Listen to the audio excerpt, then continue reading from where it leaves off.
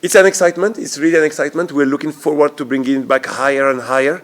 And it's going to recreate a zone, a lively destination within CBD, within Nairobi. It's beyond the hotel. It's an icon in the heart of the city. It is the heart. This is the vibrant heart of CBD. It's been the vibrant heart.